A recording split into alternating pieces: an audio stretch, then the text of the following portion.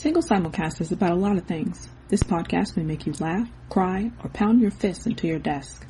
If you hear something you like or something you don't, leave a voicemail at 916-572-9016 or email us at singlesimulcast@gmail.com. See, the Adidas situation is this. The child, allegedly, his new line on Adidas is called Adidon, which is named after Adonis, his son. But we couldn't know about your child until you start selling sweatsuits and sneakers. Yeah. Well, and then he's not a deadbeat. Yeah. Jesus Christ. Yeah. But then he's not a deadbeat. He's taking care of his son. Yeah, okay, so he's not deadbeat Drizzy. We don't know. Listen, we don't know. We just know that we couldn't know until he sold a sweatsuit. How long you been waiting on this push? Yeah, I was going to say the How same long thing. you been waiting on this push? How long you had this in the cut, Pusha? Oh, man. Be calculated, man. You got to live a calculated life. That's it. My goodness. Now, 40, Noah Shabib also said, coincidentally, it's World MS Day, since he was brought up in the song as well. Did you know that today's World MS Day, multiple sclerosis? Oh, man. Wow, that's ironic. One. Single. Simulcast. Hello. Yo.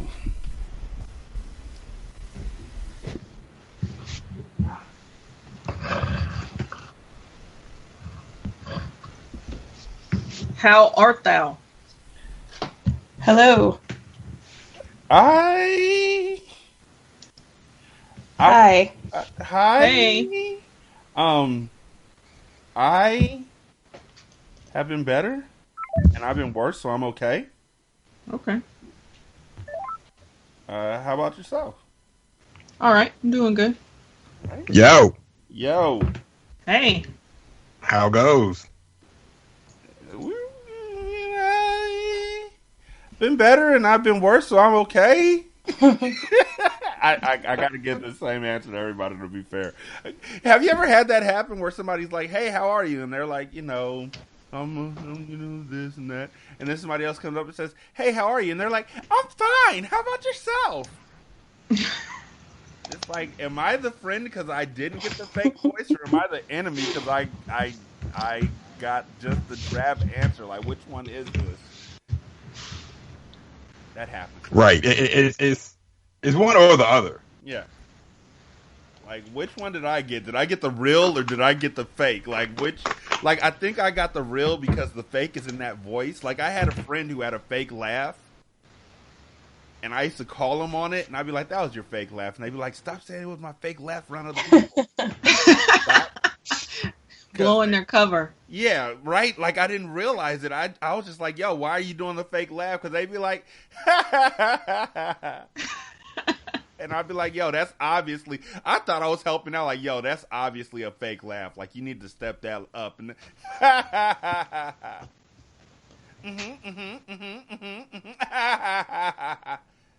I'd be like, you ain't paying attention. But then, I'm the same person who, when somebody is talking to me, if I'm not paying, I shouldn't say this because then I'm giving away secrets.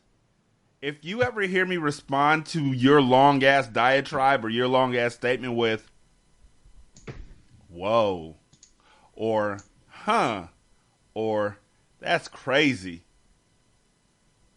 I ain't hear a thing you said. Duly noted. Huh? I said duly noted. I'm paying attention. I'm gonna be on it right now. Shanta, I'm almost always kind of paying attention to usually most of the stuff you say. Okay. Single Simulcast, episode 299. Damn. I mean, really, I don't want to be that guy, but since there was that mishap that I had back in 2011 where I just said fuck it to numbers and stopped numbering episodes, and then there was that drunk period where I hazily wrote the same episode for 3 episodes.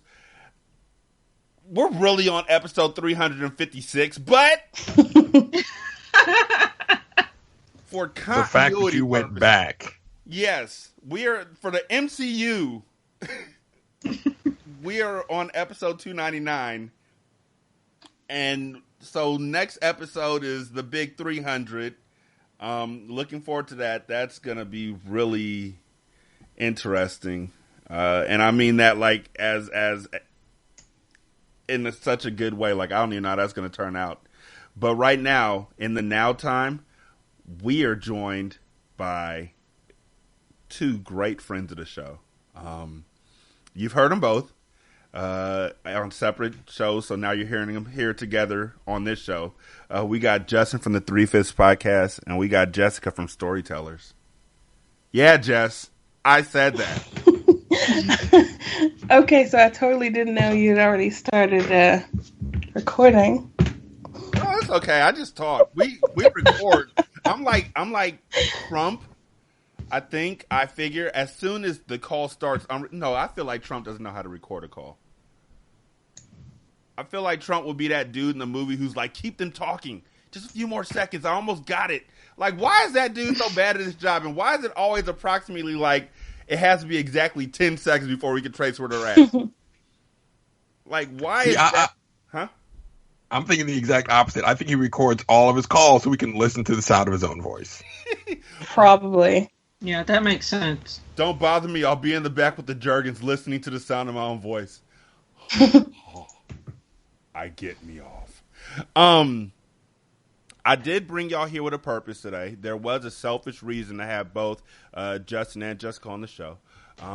Before we go into it, Justin, what's the newest thing y'all are doing with 3/5? Mass amounts of editing. So over the winter spring period, we recorded a lot of content for Rolling 12s. Now we're just editing it and putting it out there so that we can have a sustained period of Rolling 12s instead of just like spurting out stuff like once a month. So that's the latest thing we're doing. We have a lot of cool stuff coming out for that. We finished season 2 of our Mondo Masqué playthrough, of which Shantae was a guest. Yep. We probably should have listened to her. It would have gone far better if we did. Yo, man, I think about that sometimes. It is just like, man, but it is what it is. I mean, like you turned out fine. Like everything worked out for you. You're just like, I'm fine. Y'all got issues. I'm fine. Minding your business works. Even in tabletop RPGs, minding your business works. So we got that coming out. We recorded. I've recorded a few other games with other people. We're going to crank those out as well. Once I finish editing, because editing is real. So that's what's going on at 3/5 right now. A lot of editing. All right. I wanted to talk to y'all about two things. Initially, Scott Pilgrim and Kill Bill. That's the reason why I had both y'all on the show at the same time, because I know Jess is like a huge Scott Pilgrim head and a Kill Bill / Quentin Tarantino stan. Unapologetic. Well, okay, mildly apologetic. Be real. You don't give a fuck. I mean, I give like a billionth of a fuck. It's, teeny tiny. I give an iota of a fuck. Like, I need to start using that. I think that the folks in my job would appreciate my candor when they say, hey, do you got a moment? I will give you an iota of my time. But, yeah. Then, Roseanne happened, and then, hey, Shantae, remember when we thought Drake won? Remember that? Easy money. It's about to be a surgical summer. Chop the tops off the coupes. The 488. The spider joint.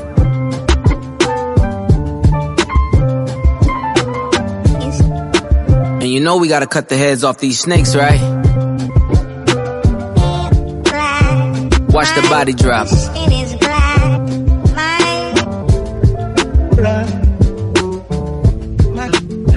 Drug dealing aside, ghost writing aside, let's have a heart-to-heart about your pride. Even though you're multi, I see that your soul don't look alive. The M's count different when baby divides the pie. Wait, let's examine why your music for the past few years been angry and full of lies. I started at the home front, I'm on one. Dennis Graham, stay off the gram, bitch, I'm on one. You mentioned wedding ring like it's a bad thing. Your father walked away at 5, hell of a dad thing. Marriage is something that Sandy never had, Drake. How you a winner, but she keep coming in last place. Monkey suit Dennis, you parade him. A Steve Harvey suit, nigga made him. Confused, always felt you weren't black enough. Afraid to grow it cause your fro wouldn't nap enough. Since you name dropped my fiance, let them know who you chose as your Beyonce. Sophie knows better as your baby mother. Cleaned her up for IG, but the stench is on her. A baby's involved, it's deeper than rap. We talking character, let me keep with the facts. You are hiding a child, let that boy come home. Deadbeat motherfucker playing border patrol. Ooh, Adonis is your son, and he deserves more than an Adidas press run. That's real. Love that baby, respect that girl. Forget she's a porn star, let her be your world. Yeah. How dare you put yay in my verses? I'm selfish, I want all of the curses. I'm pre-booking the churches, me versus 3 hearses. If we all go to hell, it'll be worth it. Already aligned with the greats. And on that same note, the only ones I chase are 2 ghosts. Still giving you classics. That's the only thing that dates me. OVO 40, hunched over like he 80. Tick, tick, tick. How much time he got? That man is 666. I got the devil flow, nigga. 666. Surgical summer with it. Snip, snip, snip. And you don't really want it with him. Surgical Summer Volume 1. We gonna take this slow. We just gonna peel it back layer by layer. Yeah. Daytona. Album of the motherfucking year. You talking about you upset. Well, I want to see what it's like when you get angry, okay? You show me that. Push. Yo. Like, at first, compared to what we initially had, and then what he responded with, he did. And now it's a whole new, half, a new quarter, and, he's starting from way behind now. I thought we all just got done watching the Warriors do this against the Rockets. They'll get down in the first half, and then the third quarter explosion happens. Why anyone thought that a dude that shot people in Newport News, Virginia, would lose to Drake, of all people, in a rap battle, I have questions. I have serious questions. I mean, I can only compare this to my little brother, who I don't have, trying to fight my older brother because he was able to beat up his little... Like, that's a horrible analogy, but Drake has been punching down for so long that he just thought that everybody was below him. And I think he just expected a first round KO. And this is going to be a sustained battle. But I didn't think he remembered the picture. I think he forgot he took that picture. Oh, the blackface photo. That was a surprise, actually. I'd never even heard of that photo or seen that photo, I should say. Yeah. The whole thing was surprising, to be honest. First of all, I'm late to the game because it was today that I found out that Pusha T was with Clips. Wow. Welcome. Clearly, I knew who Clips was, but I couldn't tell you that Pusha T was one of the Clips. A half of them? 50% Clip? Yeah. Yes. Clip.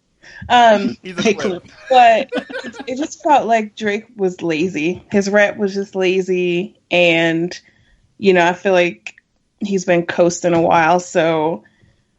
But god damn, that was vicious. I was listening to Pusha T's diss this morning, just casually chilling in bed, and I think I sat up and was just like, what?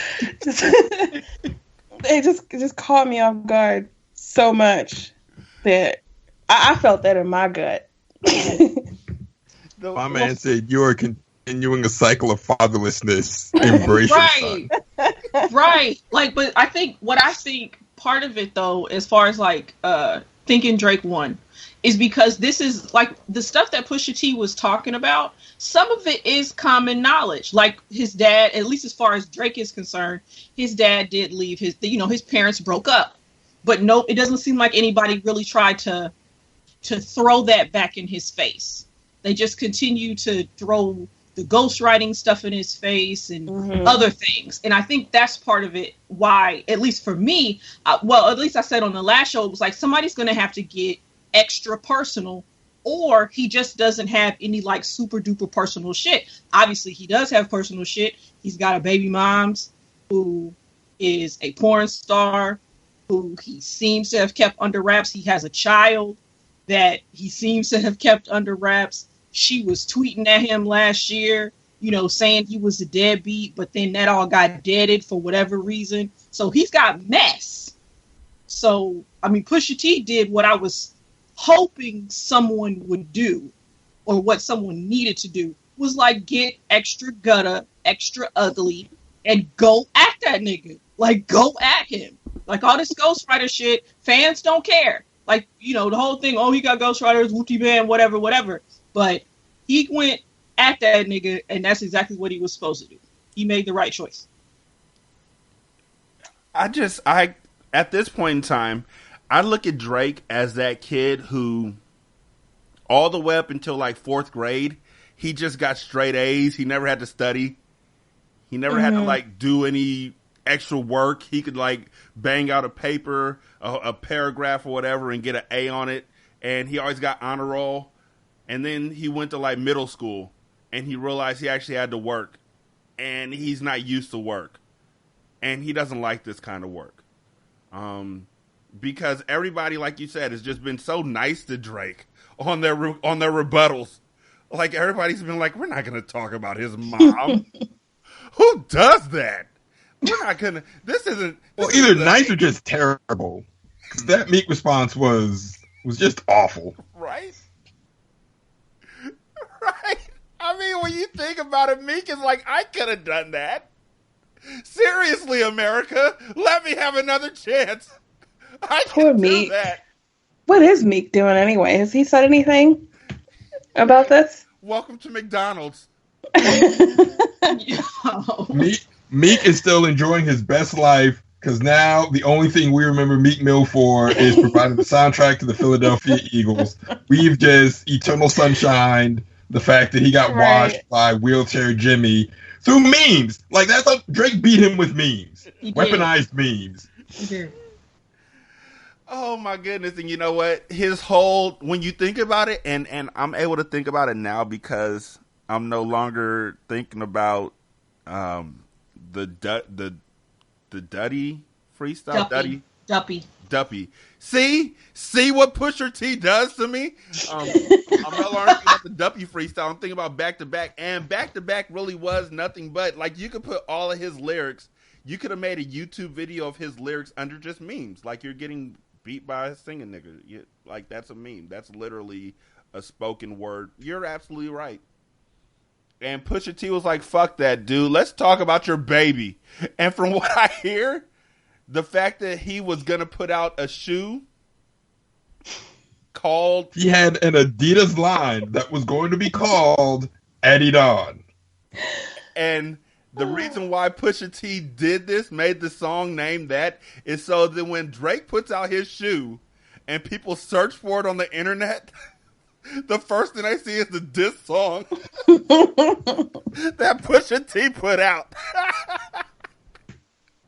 It is so horribly wonderful when you take a nigga who literally started rapping in the 90s and put him up against somebody who was with all the nice guy rap in the like 2010 and on out, and Pusha T's like, I'm not that dude. Let me remind you what we used to do. But say, to repeat, Pusha T, allegedly, has shot people in Newport News, Virginia. I don't think this is... Like, people, like, the trap rappers of the early 2000s, they lived their raps. Gucci Mane shot Young Jeezy's homeboy and then told him on a song, go dig your homeboy up. I bet he can't say shit. If you're looking for me, I'll be in zone 6. They lived this life. They lived their raps. Like, to repeat, Gucci allegedly murdered somebody and then rapped about it to the person who was related to the person who had a relationship with the one he murdered. And as a reminder, there's niggas who are now doing 25 to life for writing raps about how they murdered somebody and their whole family. That was out here in Sacramento. Like, that's a thing. Like, we don't have battle raps. We had niggas who got battle blapped because they would just show up in the middle of the boulevard like, weren't you talking shit about me? Weren't you talking shit about me? Let's have it out. That's what Drake stepped into. You're getting bodied by a shooter. Let's put it like that. R.I.P. OVO. And that nigga brought up 40. Like, why isn't your friend dead yet? That's so fucked up. Yikes. Like you said, isn't your homeboy dying? Isn't the clock ticking on him? Oh, by the way, don't bring up Ye. He really pulled the anime move. I'm your opponent. Don't look at him. Look at me. I'm the captain now. Why are you looking at Kanye? I'm selfish. Tell me everything comes to me because everything I'm about to push out comes directly at you. And oh my God. There's just so many different ways. I actually had to call Adjective J about this. Because we had said so much stuff about how Drake had just killed Pusha T and we're waiting for Pusha T to come back. And it went from, when's Pusha T gonna say something back, to that woman in the Matrix. Not like this. Not like this. Look, how do y'all see Drake recovering from this? I don't know if you gotta fight the nigga. Yeah, exactly. You have to fight him. That's it. You can't rap. This is beyond rappity raps now. You have to fight him. You have to throw a chair at him at the Source Awards. That's how you. A ladder match. Oh, at this point in time, there is nothing that this nigga can do because Pusha T has said on the Breakfast Club, I have a catalog of things to say about this nigga. Like, I keep this just in case, which is what niggas used to do in beef. They all forgot about Super Ugly, where he just pulled out stuff out of nowhere where it was just like, how did this happen? Super Ugly is wild, personal, and offensive, and you're like, holy shit. It's not as well polished as Ether. Like, I think Ether is a very well put together song. I don't think it's better than Takeover. I know I'm in the minority, but it's a well put together song. The beat is nice, but it's just Nas being angry for 5 minutes, and I'm like, I guess. But yeah, Super Ugly is wild disrespectful. Super Ugly is one of those raps where I just know it changed at least 5 people's lives that were just like walking past, that just got caught in the blast and just died at the venom that came off of that song. Like, god damn. Like, that song was so good that it made Nocturnal popular for a little while. Like, seriously, let's put it like that. Nocturnal. Like, Jay took his beat and people were like, where'd that beat come from? Who said I don't give a fuck? Oh, that was Nocturnal and Dre? And he became famous again because that song should have only been known for The Wash until Dre made it a hot song. And then Nas's girl, Carmen, I don't know if it was his wife, his girlfriend, made it, became a mogul off of that, wrote a book. Well, damn. So I'm waiting for something like that to happen from this.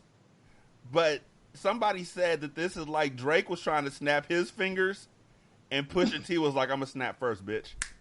No. All right, so if we're talking Infinity War spoilers, this is infrared drops. Drake comes in like Thor, bring me Thanos, puts the puts the axe in his chest and says, "I told you, I would kill you." And then Pusha T looks up at Drake and says, "You should have gone for the head." And I don't know what any of that means. Like that. Who knew that was so sincere? Like, it's just a beautiful. Drake is like, you know what? I apologize. Like, Drake should have known something was up when that nigga was like, "Send me the invoice." At the point where Pusha T was not in any way phased, he was just like, "Send me the invoice." Drake should have been like, "This is a trap. This is a trap. I'm not sending you anything. Let's meet at Starbucks before they close down for the day, and let's squash this." Now wait, I got a question. This might be blasphemy, but hit 'em up or Pusha T's joint? Oh God, that's like, I don't know if I can compare the two. Yes, you can, because they're both wildly disrespectful. Right. Hit 'em up start. Here's the thing about Hit 'em Up that and this is a running list of non-forgivables on the Dream Team and on Single Simulcast. Hit 'em Up loses to Pusha T's just because that nigga brought the Outlaws with him. And everything past that first verse is just skippable. So Pusha T came in by himself, surveyed the area, said, "You know what? I don't need any other shooters with me. I'm just going to walk down and pop this nigga in the head like 5 times." Okay, that's fair. That's fair. Down the hill, like with doves flying around like a John Woo movie, and just murked Drake, and then lifted him back up to shoot him again, and then lifted him back up. He didn't need any help. He didn't need anybody to tag in. And here's the thing. Drake wasn't even the person he was really talking about on Infrared. He was talking about Baby and Wayne, and just threw Drake in as an aside. Like, "Oh yeah, and that little nigga you hang out with, here's something for him too." And then Drake came back and Pusha was like, "Thank you, God." So, Rodimus Prime of the Black Guy Who Tips, Rod, made the joke that Drake is like Batman in Tower of Babel, where he just has all the plans for how to take out every member of the Justice League. I would offer Pusha T is Bane, where he just has a singular plan to break one person, and he's going to break that one person. Drake is Apollo Creed. And Pusha T is Ivan Drago. If he dies, he dies. I came here to destroy him. That's all I need. Oh, poor Young Money. They're not having a good time, are they?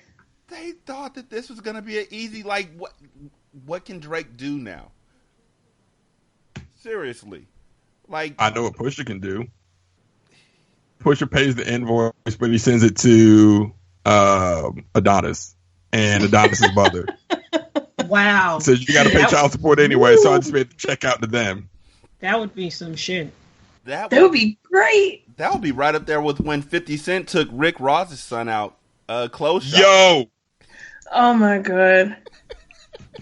I had no idea that happened, but it totally makes sense for 50 Cent. It's part of why I can't stand his ass. Like that, yeah.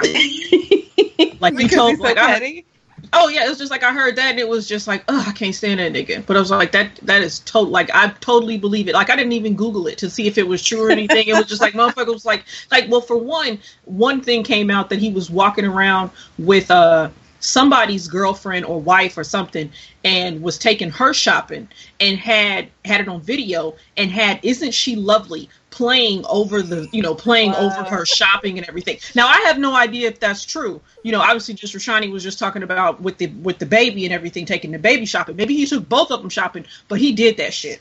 Like he did that. That was Floyd Mayweather's girlfriend, I think. I believe that was Floyd Mayweather's girlfriend. That's the incident you're referring to. See?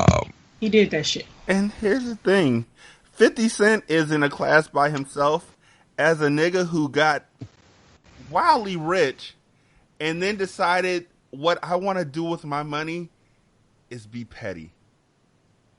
I don't want to spend it on myself. I want to spend it making other niggas suffer for the rest of their days, which is why he made that Officer Ricky video. See, Pusha, we could talk about Jay-Z and Nas, because Nas's ether, like Scar said on the last episode, was Nah Nah Boo Boo on wax. We could talk about LL Cool J and Cannabis and all of them. I want Pusha to hit 50 Cent levels of petty. Do you think he needs to, though? No. Because I feel like 50 couldn't really hit that vicious rap level. I feel like all of his strength is in petty. Oh, no. Whereas Pusha... No, 50, no. On 50's first album, he made that song Back Down, where he just completely... Well, it's easy to see when you look at me. Oh, no. He took Ja Rule out. That was classless. Well, Ja Rule's an easy target, though. It's Ja Rule. Come on. Here is what's wild about the 50 Ja beef.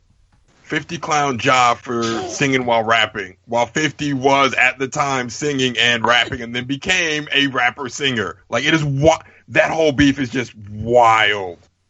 And then Murder Inc.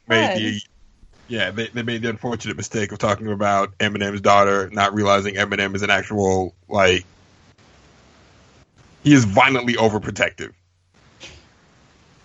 Oh, man. The rap game's all fucked up now. What we gonna do now? How we gonna eat, man? 50 back around. That's Ja Rule's punk ass thinking out loud. I know Ja Rule wasn't on his level, but really, when you think about it, does Pusha T really think Drake is on his level? Does Drake think Pusha T's on his level? Like, these are two niggas who should really be recognizing each other and respecting each other, but they've had a long simmering issue that Drake never spoke on. Or spoke on subliminally. And now it's just boiling over. I'm just waiting for somebody to get burned the fuck up. Yeah, well, now the question is, like, obviously Pusha has some personal shit, whether it's, you know, shit that other people knew or whatever. But now the question is, does Drake have equally personal stuff that maybe he can pull out and throw out and be like, oh, but what about this or what about that or this or that, you know, some hidden baby mother, some, you know, financial blah, blah, blah, blah, blah that he's trying to hide or just whatever. You know, at this point, I don't know. I don't know if he does. I don't know if he does, if Drake has anything equivalent to what Pusha T brought up. I don't think he wants to play anymore. That nigga literally said that Drake's mom's never been married. Like, these are what we're bringing into rap beefs now. Your mom's never had anybody's last name but her own.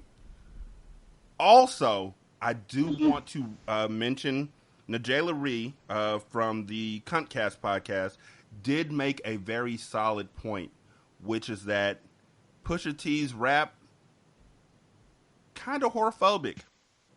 Oh, yeah. I mean, definitely. It was there. It's in there whether he like really went for it or not, because I think some people were definitely were of the mind that while he was talking about the baby mother being a porn star, he was not necessarily disparaging her for being a porn star, but disparaging Drake for mistreating her because she is a porn star. But still, it still leaves that area, if that was his intention, it still leaves it open for other people to be assholes about her being a porn star and making this whole thing, well, like, I wouldn't, you know, bring her out here, she a porn star, she a hoe, she this, she that, blah, blah, blah, blah, blah, I would do the same thing. And that's what's fucked up. Mm-hmm.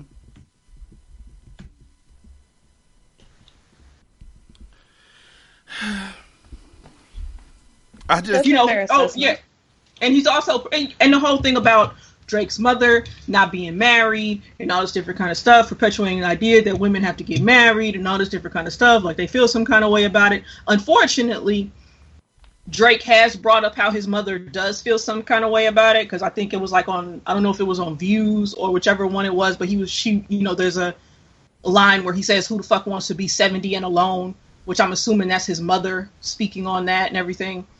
So it's kind of out there, but at the same time, it's just like, oh, I mean, I guess. So you mad, you know, so you bring it up how this older woman feeling some kind of way about being married, and it's, you know, it's shitty because people, you know, because women do feel some kind of way about being married, but they feel shitty because we're told that we're supposed to get married, whether we want to do the shit or not.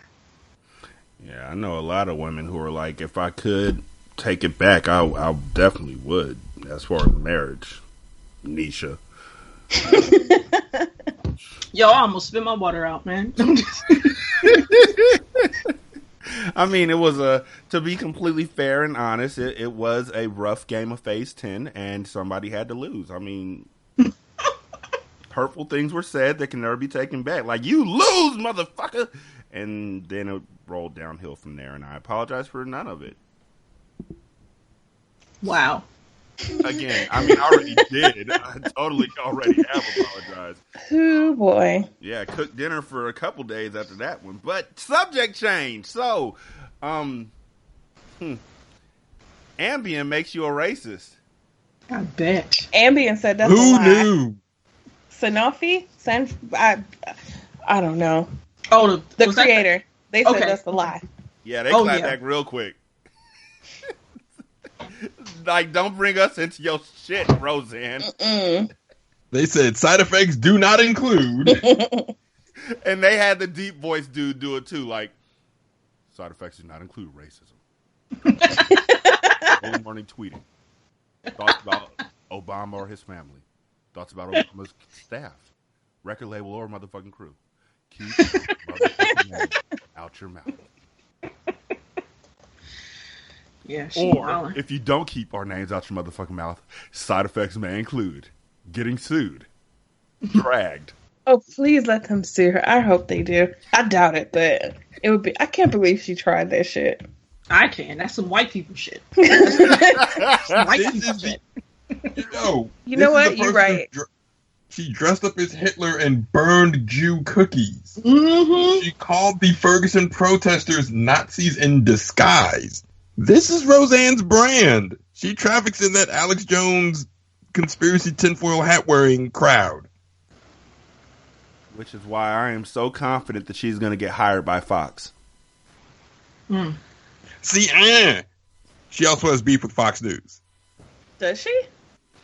So Bill O'Reilly and Sean Hannity were like, I mean, she got fired, and she deserved it. Well. Yeah. Well, Bill O isn't with Fox anymore, though, so... I mean, he still carries their water. Like, he's still a company man now. Yeah, he still loves them. He's still looking through the window. Water. Look, they made him a very rich man. Yes, he is still carrying that. How much you want, Mr. Isles, sir? Yes, sir, Mr. Isles, sir. Mm-hmm. Wow. Hey, Mr. Isles, I was looking at some old videos in my show, and we used to laugh. What you doing, baby? You lonely too? Hey, why don't I come back to Fox real quick? We can hang out for a couple episodes. Yeah, Hannity loves me. No? All right, peace, baby. Play it if you think you lonely now. Wait until ratings, baby. She'll be in the White House soon. Watch. She'll be like liaison to something or other. I wish she would. That makes it so much easier to hit two people with one tomato. I never understood it. And you know what? The progression of Roseanne from Little Rosie to cartoon to this person, not that far apart. Her cartoon was not made for us either. And when folks are like, yo, why aren't you... Look, let's put it like this. I don't know any black people who watched this remake of Roseanne, but apparently they expected us to love it and were shocked that we didn't because Wanda Sykes was writing for it, which, again, I don't know anybody who watched it, so I don't know anybody who knew that Wanda Sykes was involved until Wanda Sykes said, I'm no longer involved, at which point we were like, why were you involved in the first place? I heard that she was involved, but I still didn't watch it. So Wanda Sykes, they were touting Wanda Sykes as one of the lead creative talents of Roseanne. That was their cover. She said nothing while they were doing that. They're basically saying, so it went from she's a writer to she's the lead writer to all this other stuff. They said our creative talent goes through Wanda Sykes. This happens. Wanda Sykes says, I wasn't a writer. I was a consulting producer. Oh, She hit y'all. She hit y'all with that. I'm not a founder. I am an unpaid volunteer. Because wow. They started it. They started it. They started it with the "we have a black friend." That's literally what they did with Wanda. They pulled her out like, wait, don't get mad at Roseanne. We have a black friend. Wanda, come out here. Tell them that joke you told us. Go ahead. It's okay. It's a safe place. Tell them that thing you said about the blacks. And in all their promo media, like the cast photos, Wanda's front and center. Yes. Wow. Okay, see, that just goes to show me not paying attention to everything. Because there were people on my timeline that were watching it, and I was just like, ew, really? Y'all really sitting here watching this? Whether y'all trying to give it a chance or hate watch. But, whatever. But, yeah, they had, I'm not surprised they had Wanda out front, but I just of course not. I just didn't realize that they did have her out front. Because I had no idea that she was even affiliated with the show in any way until she was like, I'm out. Before, the cancellation hit the timeline and everything. I heard like a snippet of it, but that still wasn't enough for me to be like, yeah, let me check it out. I think my husband watched like an episode, but he's white, so whites like to give other whites a chance. Yeah, so. yeah. White people are the reason why that one show is still out there. The one about the geeks. Not Third Rock from the Big Bang Theory? Yeah, that one. Sure. Yo, speaking of white people giving other white people a chance, can we discuss Jimmy motherfucking Kimmel? Oh, no, we can't. Yes, we can. Please, no. What? It's been fuck him since Cecil the Lion. Like, when he was crying about that lion on TV, I was like, okay, fuck Jimmy Kimmel. Forever. Thank you so much. He was shedding tears over Cecil the Lion. See, I forget. See, I don't pay attention to Jimmy Kimmel enough. See, the last thing that I remember Jimmy Kimmel being on some bullshit on was, I'm almost positive last year when he hosted the Oscars, he was making fun of Mahershala Ali's name. And it was just like, what the fuck, Jimmy Kimmel? Which is, I think it's a long line of just bullshit, against black people. Then the Man Show clip came out, and he's dipped in whatever NC, the darkest color of MAC, in blackface, pretended to be Karl Malone. And it's just like, what the fuck?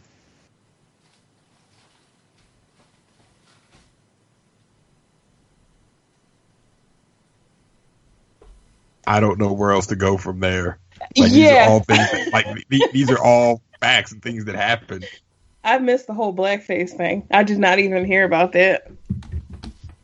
Yeah. And like, the thing, it's not like it's hidden either. Like, if you just Google Jimmy Kimmel blackface, it's one of the first things to come up. Like, oh yeah, this is the thing that happened. Yeah. I mean, clearly I need to, because I missed the whole, all of it. And it's more, I guess it was a whole shtick on the Man Show, which that just goes to show that I did not watch the Man Show, because I didn't really, one, I didn't fuck with Adam Carolla, because my orientation to Adam Carolla was through, Loveline? Yeah. With Dr. Drew. And Dr. Drew was cool. Adam Carolla wasn't. So when Adam Carolla got a new show, it was just like, yeah, I don't want to fuck with that dude. Where's Dr. Drew? As far as this is a theme tonight, because I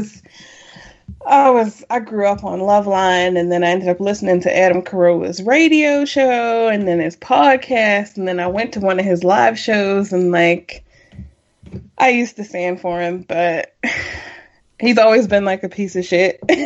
And now I know better. Like, he's an unlistenable piece of shit. So I just gave up on him. And I used to watch the Man Show. So please don't judge me. We fall down, but we get up. It's okay. I got saved.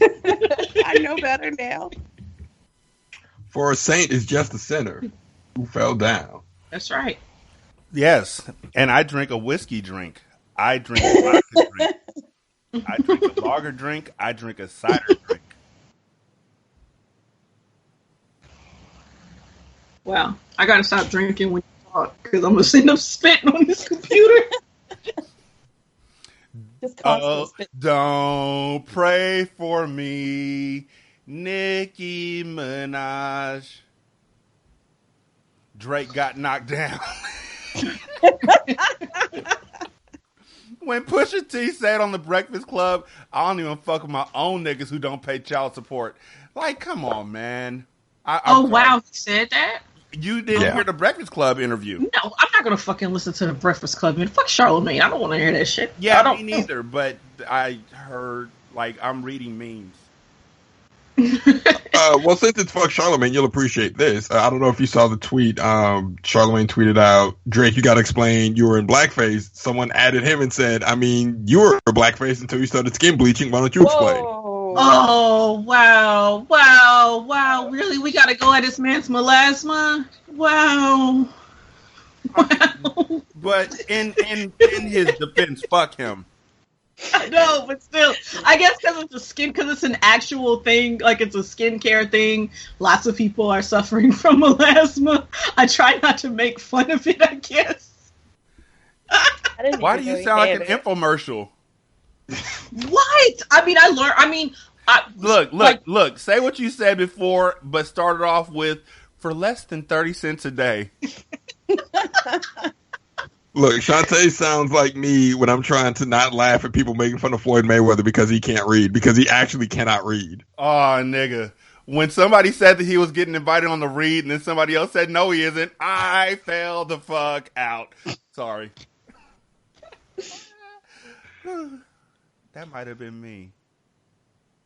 I mean, I have no empathy for Floyd Mayweather. He's a serial abuser and he's a piece of shit. So yes, illiteracy is a serious subject, and adult illiteracy is very serious. Floyd Mayweather struggling to read his own name is one of the top 5 funniest things I've ever heard in my life. Oh man.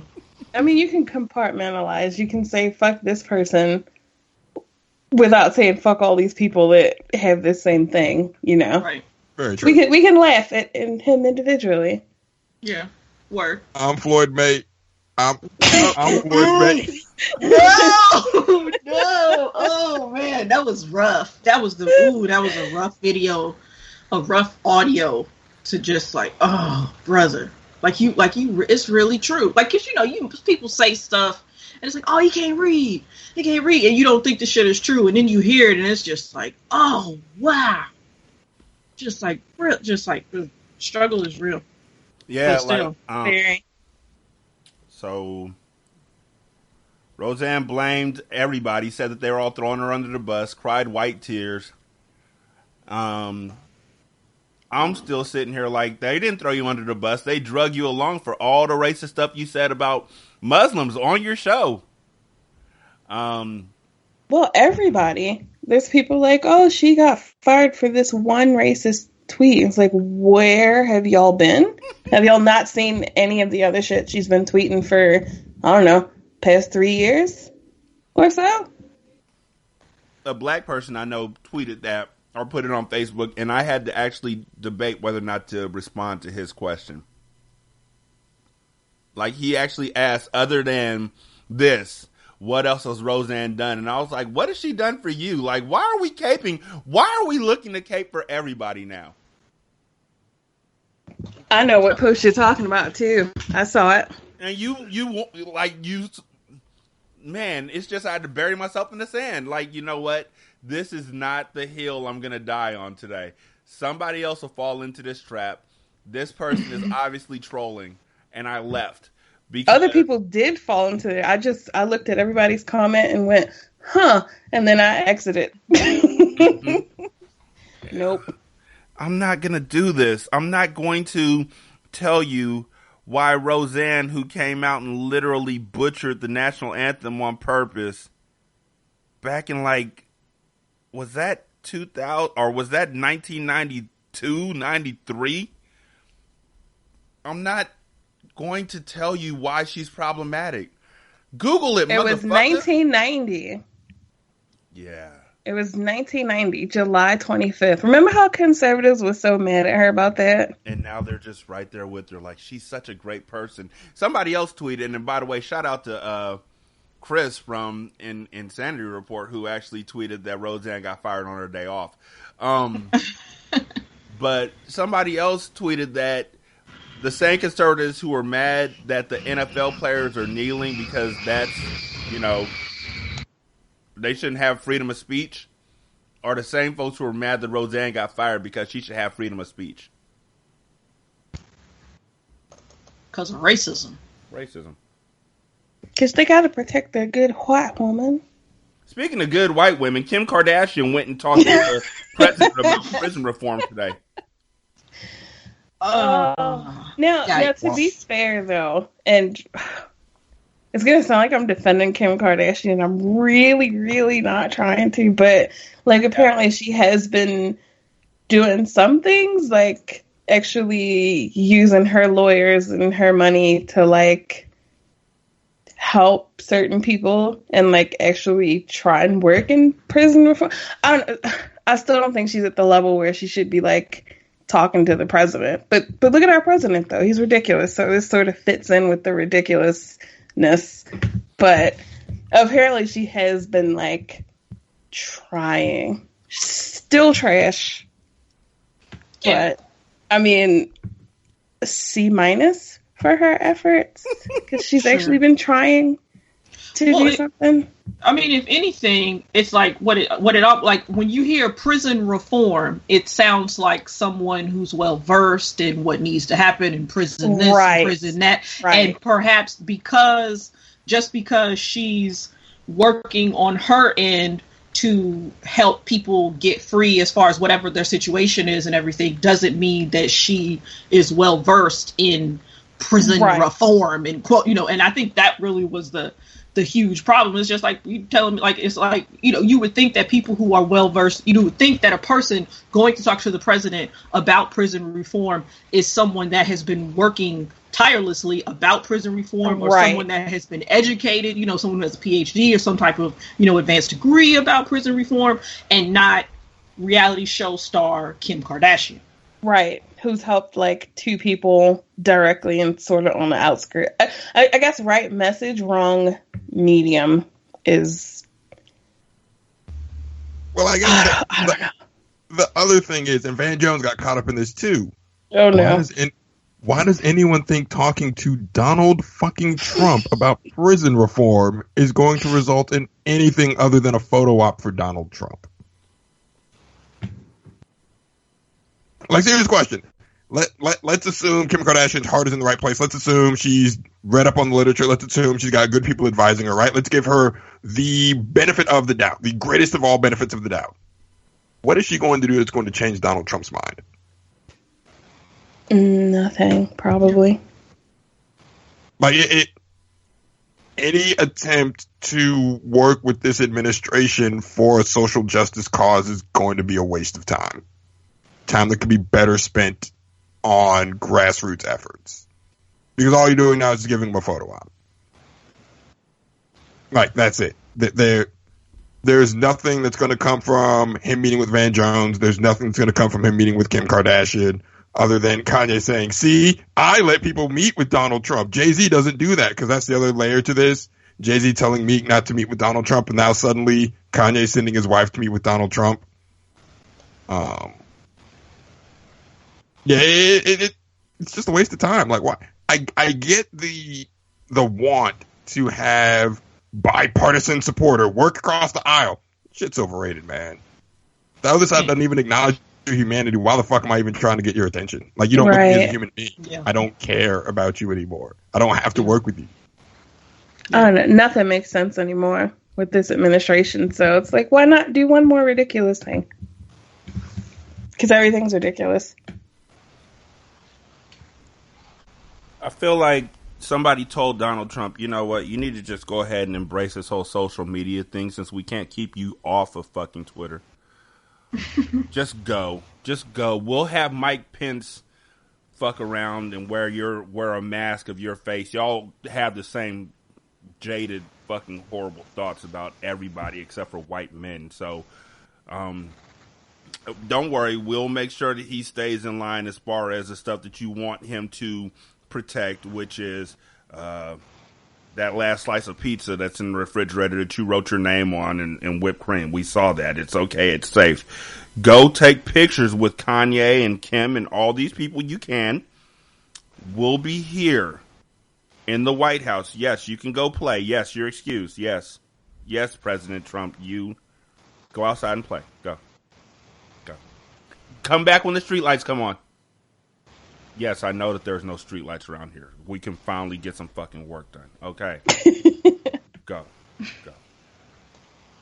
Yes, East Baltimore is a place. No, you shouldn't ever go there alone. Or at all. Fuck East Baltimore. Oh, whoa. Why? How did all Charles Street just catch a stray? Like, what happened? Background information. I'm a West Baltimore girl, born and raised. So that's where that came from. You're allowed. Okay. It's my birthright, damn it. It is your birthright. I'm not taking your birthright away from you. As Baltimore adjacent, I had to make sure that, other people were not slandering. You can at me on Twitter if you got a problem. Wow. No, you don't want those problems. I'm going to attest right now. You do not want those problems. Do not. I mean, but don't really at me though. Or just at me and leave emojis. Wow. We'll be right back. This single simulcast. I just want to, give the break enough time for y'all to find her Twitter handle and. Like if y'all gonna set trip, go ahead and get it popping. Right about now. We'll be right back. This single simulcast. Okay, so as far as Pusha T going too far, unfortunately, the standard has been set for going too far in hip hop. Pac brought up Prodigy's Sick of Selling Me at the end to Hit 'Em Up. Ja Rule said, you claim your mother's a crackhead and Kim is a known slut, so what's Haley gonna be when she grows up? The bringing children into it, the bringing significant others into it, has already been said repeatedly. I understand where we live are in this time and age and things like that, but in a rap battle, it's still a rap battle, and unfortunately, a lot of things aren't off limits. Yeah, you know who it is. Shantae's brother, Jarman. Great show. I'm just here. Just thought I'd say my piece. Later. This is Jarman, aka Shantae's brother. You listen to Single Simulcast. Favorite podcast. I like listening to it. Hopefully you like listening to it. Enjoy. This is the Black David Hasselhoff on the Midnight Storm, and you are now tuned in to Single Simulcast. What's going on? This is Recognize. I'm 1/6 of Mayday from Miami, Florida, and you're listening to Single Simulcast. We live here in Sacramento, California. Hostile Takeover Tour. Take me to your leader. In stores now. You're listening to Single Simulcast with Rashani and my mom, Shantae Fabulous. What's going on, everyone? It's Justin from the Fifs Podcast, and you're listening to the Single Simulcast. This is Phoenix Kalita, and you are listening to Single Simulcast with Rashani and Shantae, and no, I will not be rapping today. That was simply sensational. Single Simulcast shall surely surface speedily. Bitches.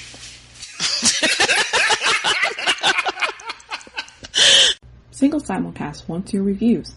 Leave a review on Apple Podcasts, Google Music, or wherever you listen to us.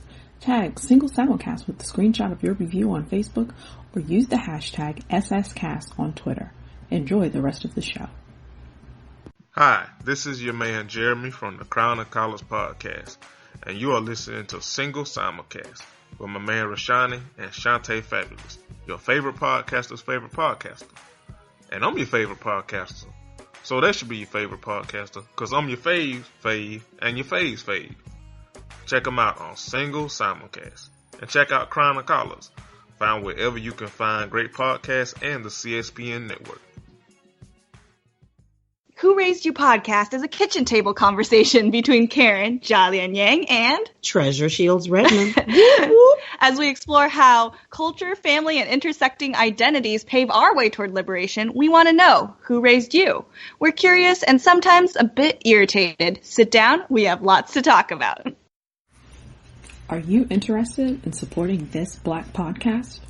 Awesome! Become a Patreon member at www.patreon.com/singlesimulcast.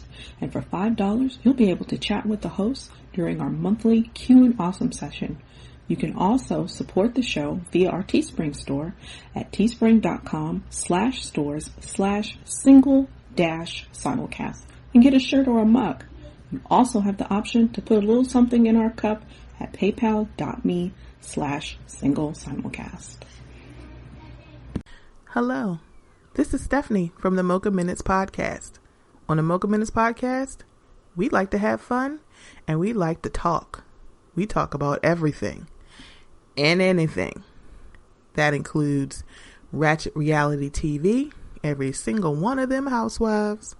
We talk about television shows, we talk about movies, music, and we definitely keep up with today's current events.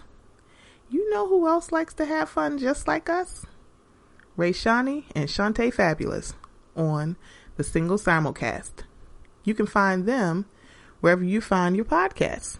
And that is everywhere because they are everywhere. And while you're looking for Rayshani and Shantae, please come check out the Mocha Minutes Podcast. Hope to hear from you soon. My name is Jordan Redfield Wade. Well, well, well. If it isn't the so-called People's Champion. By day, I'm a philanthropist and private investigator. You risked your own life to try and protect someone who needed it. If that's what's needed to be a hero, then I want to help. But by night, I protect the people of Newark City in a different way. My name, champ, is Redwing. Do I need to count the sheer number of felonies you committed today? As she lay dying, I promised my mother that I would fight for those who couldn't fight for themselves. And I refused to let her down. I would do anything to keep you safe, you know that, anything. Even murder? If that's what it took, then yes. I am the defender of Newark City. Justice is not something you can manufacture. I am Redwing.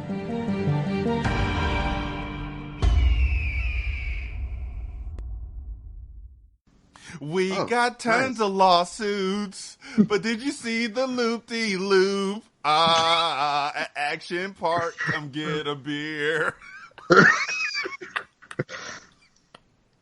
You might get hurt if you're a pussy. If you're a pussy. But come on, man, we gotta loop-de-loop. Don't be a pussy. There's a freaking loop-de-loop. And yeah, you might get a leg or two broken. But really, guys, what come on out. We got a loop-de-loop. Why are you acting so scared? Oh my god. There's a loop-de-loop. A freaking loop-de-loop. By the way, shall I say it again? A loop-de-loop. I need this 6-hour commercial to end.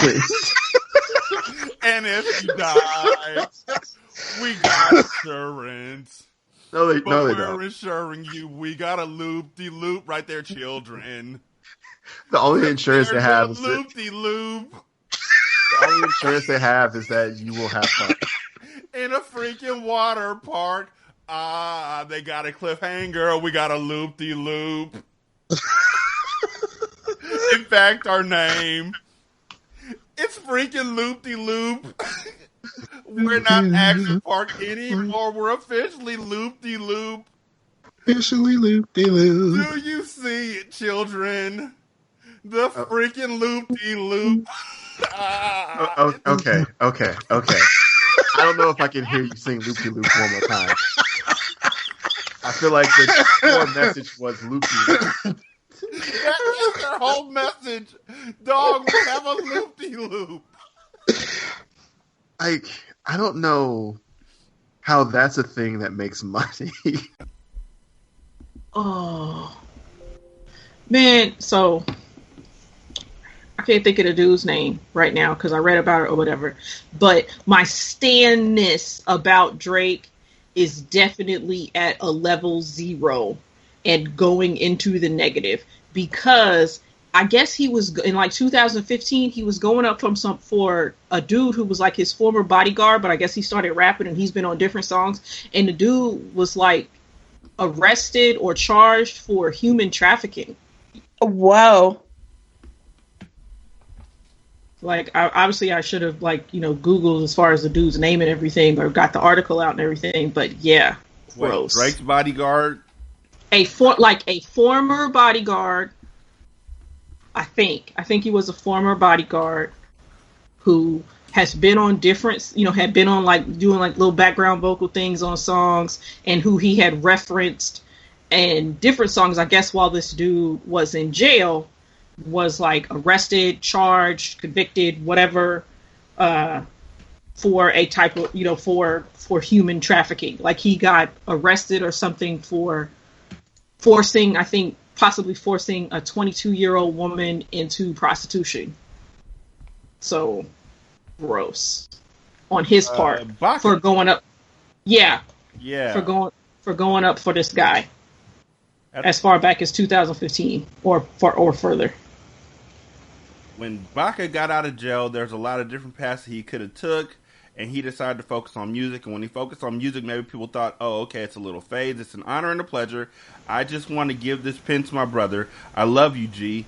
Trust me, you've been holding it down a long time. But he was previously convicted on human trafficking and assault charges, and has received several lyrical cosigns from Drake. Yeah. See, that might be something that Pusha can throw, but that might throw back in his face. That's something else. Pusha probably writing that for the sequel. Like, that's probably sitting in the drawer somewhere, ready for part 2. I will neither confirm or deny anything, but I will say Pusha T does not want to bring up anybody's history or connections to people that were allegedly connected to human trafficking. That would work out very, very poorly for Pusha T, Wait a minute. or anyone connected to that. Wait a minute. You can't just be cryptic like that.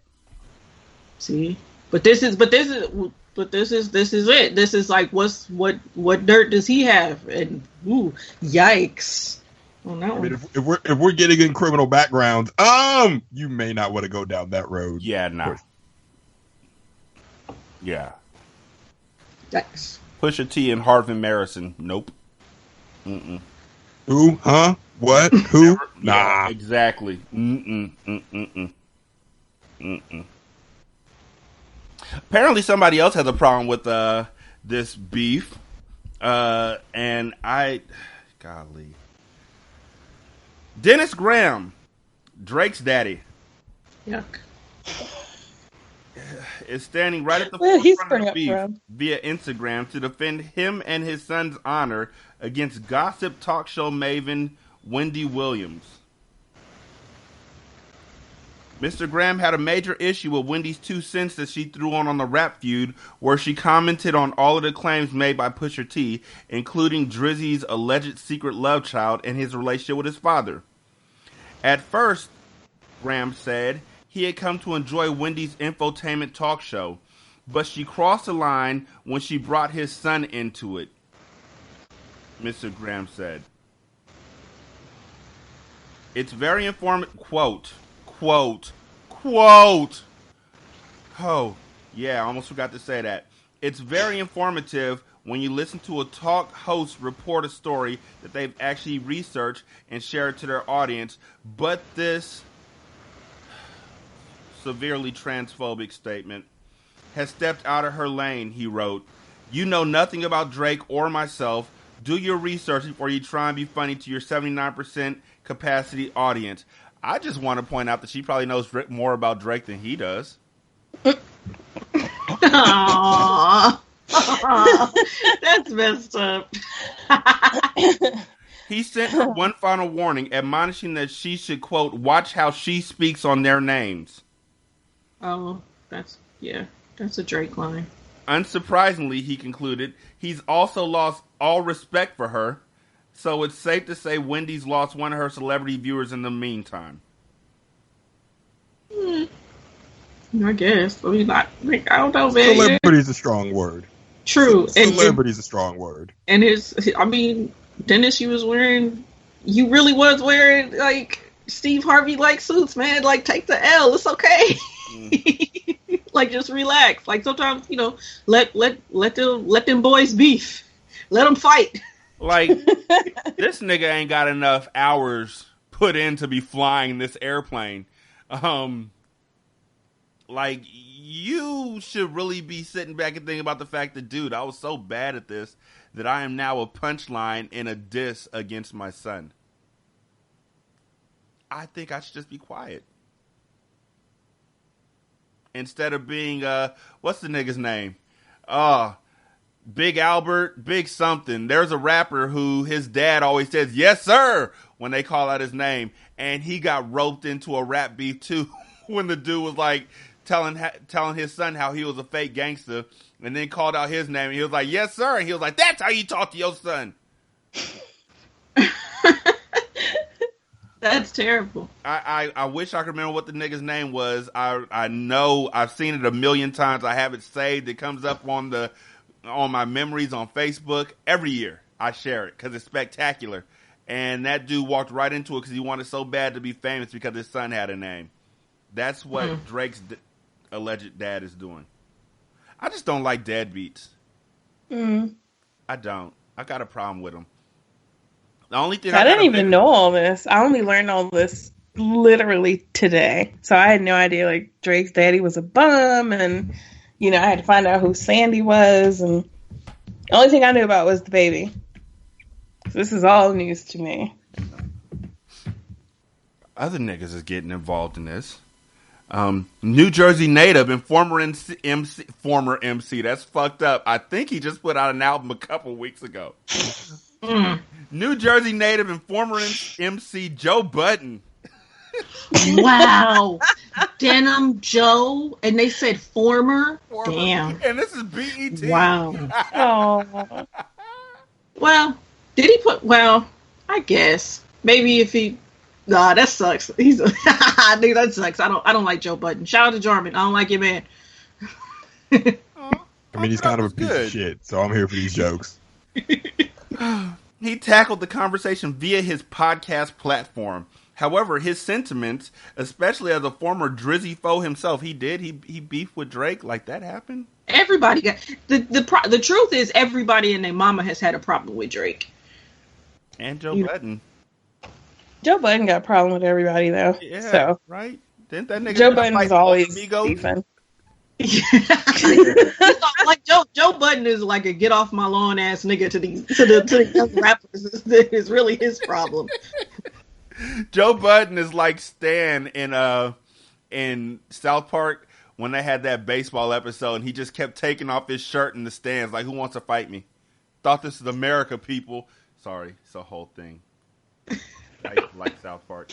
Budden first asked his co-host for the episode where they believe the line should be drawn at touchy subject matter as spit by Pusha in his story of Adidon.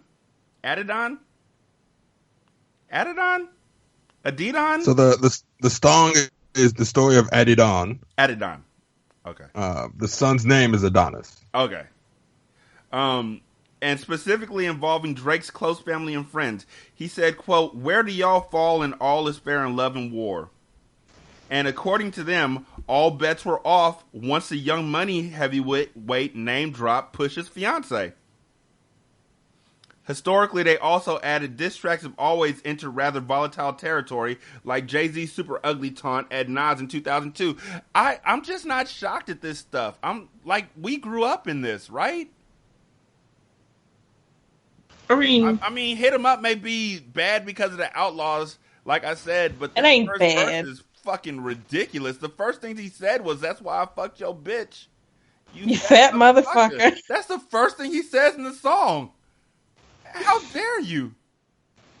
That nigga, Tupac, if we really want to think about it, Tupac is an arch villain when it comes to his diss records, because he put out one where he brought up the Brat and the Fugees and one of the dudes from Mobb Deep.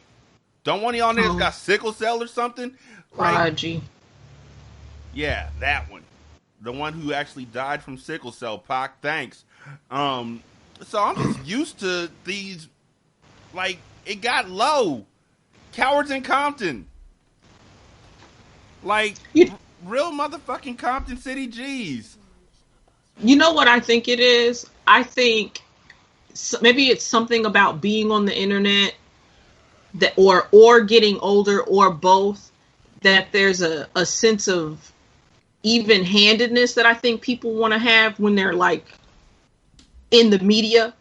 So then you have to discuss, well, is there a line? Even though, like, I wouldn't expect somebody like Joe Budden to be like, is there a line, given how long he's been rapping, how long he's been in the game. He experienced all this, he experienced Hit 'Em Up just like everybody else did, but I don't think we had the platforms or the people on the platforms to, have that discussion if it was too far or not. Or the environment to say it's too far or not. Because I just feel like, Hit 'Em Up comes out and it's just like, well, I mean, motherfucker said he fucked your bitch. It is what it is. It ain't, either the beat, either the rap sounded good, the beat was hot, and that was really it.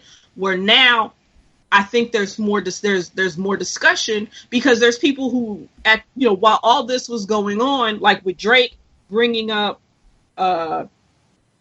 Pusha's girlfriend, Pusha's fiance, but then also Pusha bringing up Drake's baby's mother and his own, and his mother, that the whole thing, there's a discussion about why are these rappers continuously bringing up women as some kind of punching bag, as far, something to, affect the other person. That's a discussion. So, yeah, I don't know. It's just, I think it's a new time, I think, even though it is kind of surprising to hear certain people say, like, oh man, what's too far? Like they're, I don't know, Walter Cronkite or something. Mm-hmm. I just feel like at this point in time, folks expect rap beefs to be like a tennis match. Nobody ever gets hit in a tennis match. You just watch the ball go back and forth. And the last big rap beef that came out, I think, before this was Remy and Nicki Minaj, and I don't even remember what happened in that one. It was so tame to me, and so just... Was it tame? I don't know. Was it? I don't remember. I'd say Remy brought up the fact that Nicki's brother may or may not have sexually assaulted somebody. Wait, I thought he was convicted. He was. Okay. Yeah, so that was a thing. Did somebody bring... Was it Nicki who brought up Remy's miscarriages? Did that happen too? Or am I just thinking of a different person? Because I feel like it was a similar discussion of what's too far. Right. I don't think Nicki did, actually. Like, I know there was chatter about it, like maybe she should have, but I don't think she actually did. Okay, then maybe that's what I'm thinking of, the chatter and not the actual... Right. Actual lyrics or anything. Yeah, I don't... You know what? Sometimes I wonder what is too far. You know what's too far? What? I don't know if anybody ever heard this one, because this is when Ja Rule's career was falling deeply into the toilet. Yep, I know exactly what you're talking about. But when he ended his song by saying, you know your mother's a crack addict and Kim is a known slut, so what you think Haley gonna be when she grows up? Oh. Yeah. Yeah. Yeah. Oh, that happened. Okay. All right. I missed that one too. I didn't. That was the Napster era. That's what I referenced at the beginning of the show when I was like, then they made the unfortunate mistake of going after Eminem's daughter. Yeah, that was the line. I remember listening to that, and I was like, oh, yeah, that was a mistake. Yeah. However you feel about Eminem. Like, it was like a kill shot, but it was like, no, why not him? Yeah. That was you really should have aimed for the head. If you're going to do that. Yeah. And where's Ja Rule now? The Fire Festival. Well, I said Ja Rule prospered Fire Festival. So I guess everything worked out for him in the end.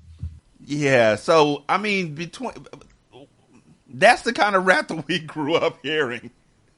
Just like this profanely out of line, completely misogynistic, I will take you down by any means necessary. And then it just kind of stopped where rappers were like, yo, this is all just fun. You know, I'm out here to have fun. I'm making friends and all that. To the point where folks were trying to make a beef with Kendrick's Control verse. You know, oh yeah, he's talking about us. He said he's the best one out here.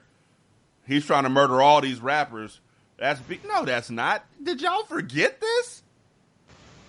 So, all right. So I have a thought about that.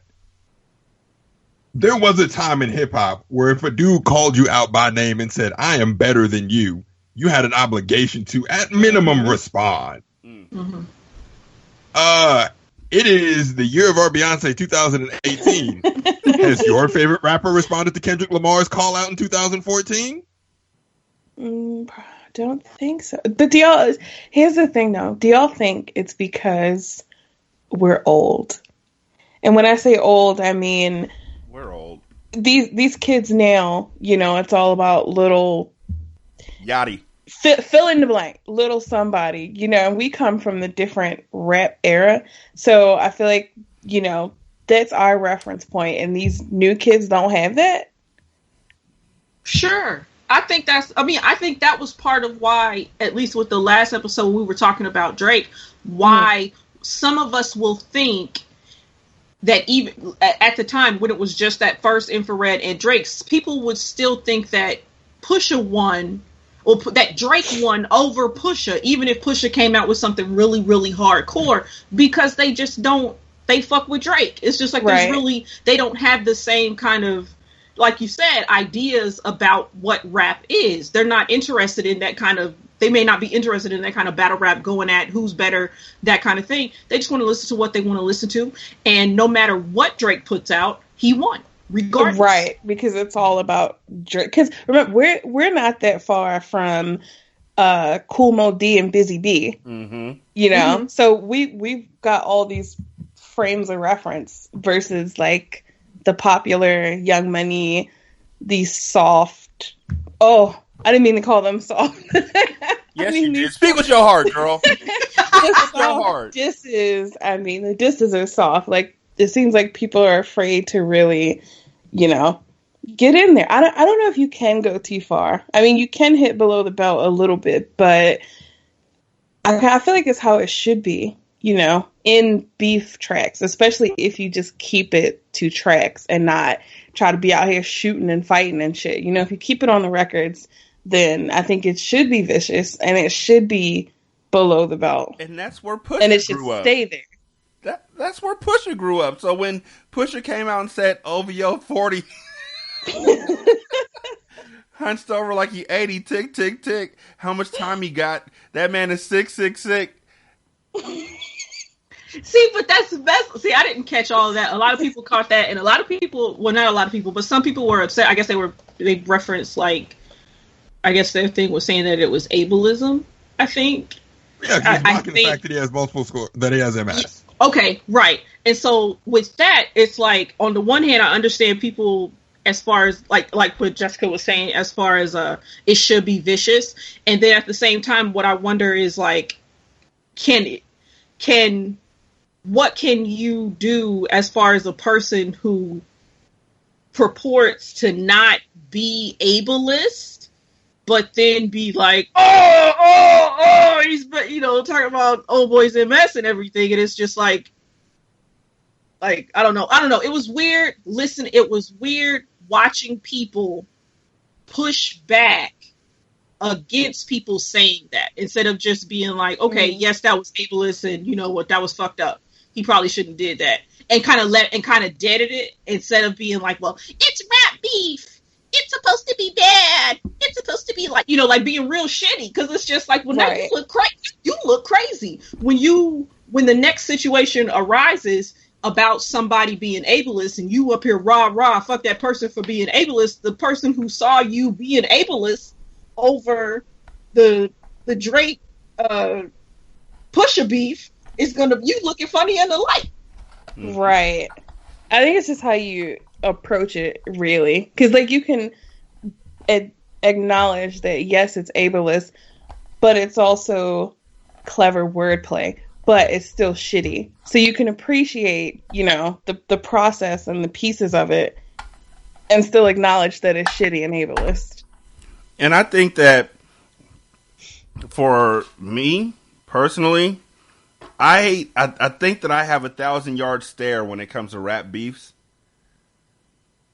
Like, a lot of this stuff just glances off. And then, like, I will be on a show and have the opportunity to sit down with Shantae and Justin and Jessica, people who are literally much better at being good people than I am. Appreciate that. And they'll be like, yo, that's ableist. And I'll be like, you know what? They're right. Give all that to your lovely co-host, because I didn't even think about it being ableist. I was just like, that's clever. Appreciate that. And it's like I said, I've grown up with the dozens I've grown up with. Just and I think that Pusha's our age. He is. I found that out in the last episode. He's our age.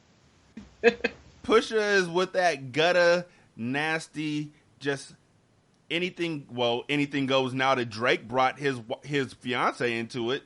I bet Drake wished he could take that one line back.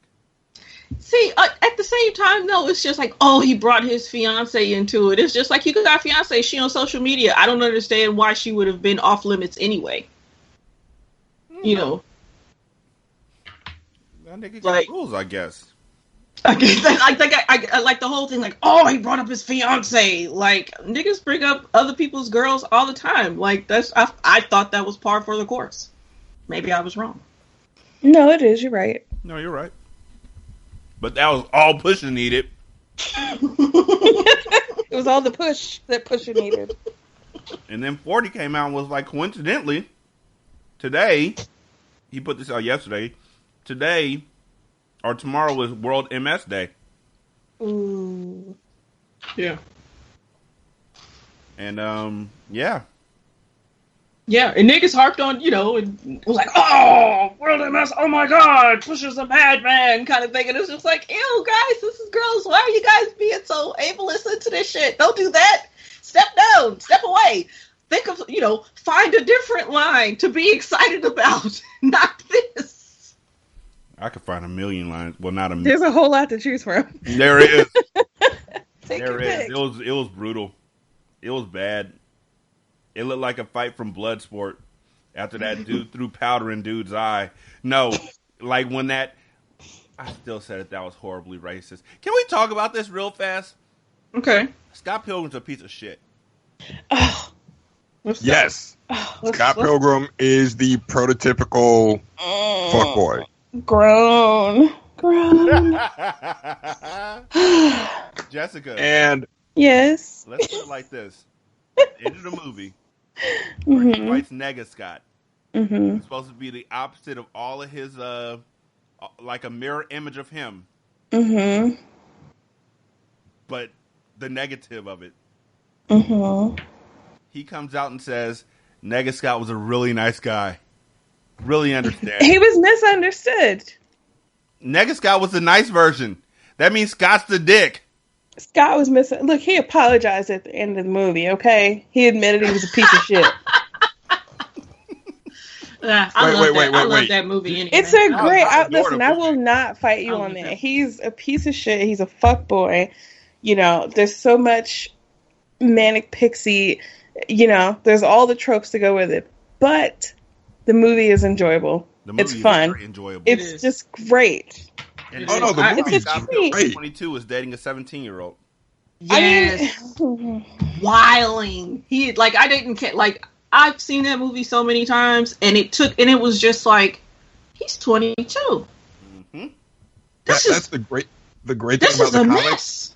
They highlight it like in big bold print so that you are aware. Yes, he is dating a teenager. All of the horrible implications of that apply. Like, this is a mess. So the movie Scott Pilgrim isn't a great movie. It's one of my it is a favorite movie of mine. You can tell a lot about a person by how they feel about Scott Pilgrim in that movie.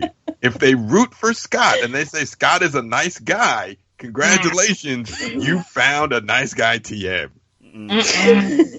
Like, no way. There's no way. He is so terrible in that movie. No, he's absolutely a sack of shit, but it's such a treat. And there's so many references and Easter eggs. This is just great. Gonna throw in a little piece like where Ramona goes back into her room to change clothes, and she tells Scott to stay where he's at. And what does Scott do? Goes back to her undress. Yep, comes in there anyway. And then, I'm so cold. Were you going to bring those blankets out there? Like, he's dropping, like, this horrible, what he thinks is game. Are you going to bring those blankets out there? Because we're here now. And also, not giving his white friends a pass either. Scott Pilgrim, after admitting that he's 22 and Nyes, who's much cooler, is 17, young Neil says, have y'all done it yet? Yeah. Yep. These things happened. That's a thing. That happened. It did. I mean, it did. I mean, like I'm with Jessica in the sense that it's an enjoyable movie. I have the Zelda song as my ringtone and everything on my phone. I have that, from Link to the Past. So yeah, but he sucks. He's a terrible. Have y'all had a chance to read the books? Mm-hmm. No, I haven't. No, I read like the first one, but I just wasn't interested in the books. Really? Purely the movie, just because of the visuals and there. Because I like Edgar Wright, so that's fair. That's fair. He's good, and I sat down in the bookstore.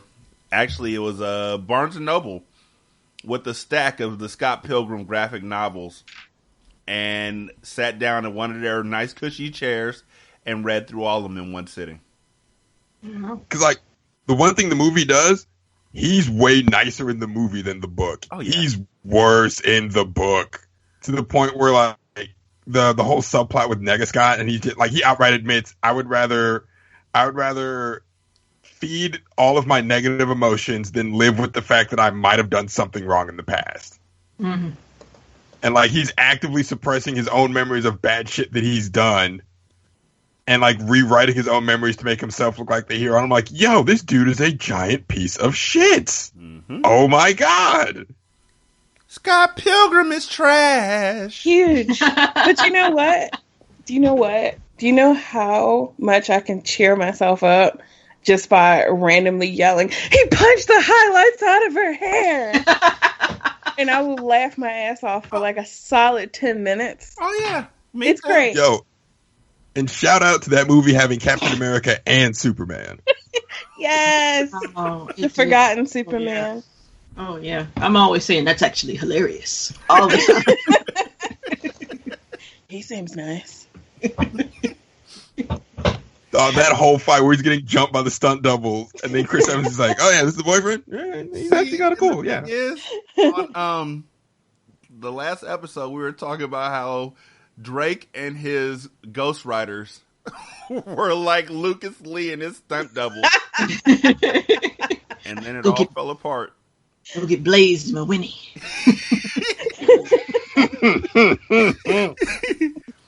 See, now I'm gonna watch it tonight. Oh, they had Captain Marvel too. I forgot. Brie Brie Larson. Yeah. It is, man. They got everybody. Oh, that's right. Mm-hmm. You're incorrigible. I don't even know the meaning of the word. Oh man, he really doesn't. Oh man, or the veganity police. Yeah. Yo, gelato is a vegan. Smoke eggs, bitch. I'm just like every Shout time I out see to Thomas Jane, a Baltimore boy, by the way. Yeah. Yes, sir. Also the best Punisher, by the way. I think. Dig that. Yeah. I just like to point out the fact that I really want to sit back at some point, maybe for the Patreon. Maybe when I start putting out content for the Patreon again, maybe it'll just be me tearing down movies that I thought were great. Going in the first episode. Scott Pilgrim is a great movie. No, I mean that character is horrible. This movie is on my iPad, on my PlayStation 4, I have 2 copies of it on my shelf. Yes, I love the movie to pieces. But Scott is so fucking horrible to everybody. Literally. To everybody. And I'm still wondering, how the fuck did he find his way into Wallace's house? What did he do? Nobody will tell me that. The only thing mediocre white boy magic. Huh? Speaking of mediocre white boy magic. Speaking of Kill Bill. Oh. What about it? As Lou so kindly retitled it, silly white girl likes to play with samurai swords. Silly Caucasian girl likes to play with samurai swords. So Uma Thurman should have died in the first house against Vivica A. Fox. Mm-hmm. When Vivica pulled out the box of cereal with a fucking blammer in it. She didn't know that there was a blammer in that box. How you dodge out the way of that bullet? How you dodge a speeding bullet? Because she's Black Mamba. No, Vivica should have been motherfucking Black Mamba. She should have been motherfucking Black Mamba, bitch. I just think back to all of these things in that movie, and I'm like, okay, I can look past all of this until you get to the part where she's surrounded by Yakuza assassin killer army. And she gets knocked to the ground, surrounded by Yakuza assassin killer army. Mm-hmm. And what she does is she rolls around the ground with two swords and cuts their legs off, while everybody else who is on the other side of her rolling around just stands there and watches her. I take that back. Kill Bill is a magical white woman power movie, but it's also a video game. I thought Scott Pilgrim was a video game, but Kill Bill is literally Streets of Rage Part 4. There you go. Because the way they just stood around and watched while she was whooping everybody else's ass is astonishing. It's such a fucking great movie. It is. Such a fucking great movie. Where she runs down that table and chops that dude's head off and says, just so y'all understand what I'm saying, I'm going to say this shit in English. Just so there's no confusion. Oh man, if any of you motherfuckers have anything to say, now's the fucking time. One of the greatest movie threats of all time. Right? Yes, definitely. Any conversation, no conversation is taboo, other than the one we just had. So I have a confession. Okay.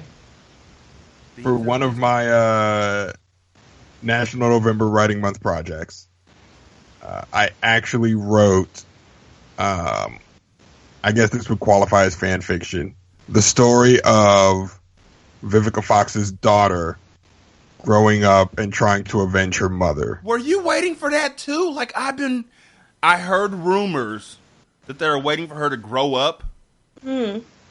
So then they could use her again, but that's the same rumor as having an uncle who worked in Nintendo. Right. Like, the story's there. It's a really easy... You can go a bunch of different ways with it. You could have it, she was traumatized by that event, and then she started training from that young age. You could have it be, she was traumatized by that event and repressed it, and then gets recruited by someone else, learns how to fight, and then, she's like, you know what, this is just in my blood, I know what I gotta do. The direction I went with it was, she was traumatized by it, repressed the memory, tries to have like a normal life, but she has like all these anger issues and issues that would come with not having a mother and having an absent father. Like, he's physically there, but he's emotionally absent. Like, just having all those issues growing up as a teenager, being in high school, and finding a mentor figure in someone who just wants to use you as revenge by proxy. So where can I read this story, sir? I think it's on the hard drive that burned itself. Ooh. Dang.